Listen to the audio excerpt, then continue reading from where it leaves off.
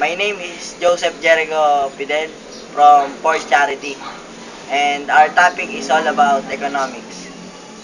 Economics is the social science that analyze the production, distribution, and consumption of good and service.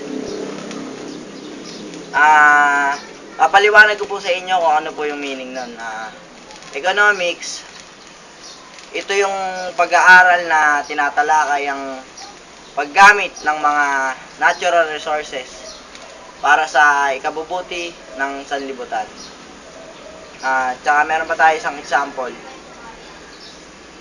Yung economics is a driving force of human interaction.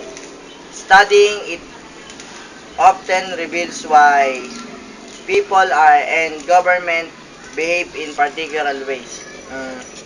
Ibig sabihin nun, ang pag-aaral ng ekonomiya ay nagbibigay pugay sa pakikipag-usap sa mga tao. At dahil dito, malalaman natin kung ano ang mga kailangan ng ating lipunan.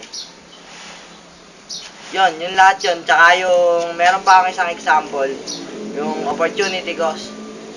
Para sa akin, ang ibig sabihin ng opportunity cost ay yung pagsasacrifice ng isang tao para lang sa isang bagay.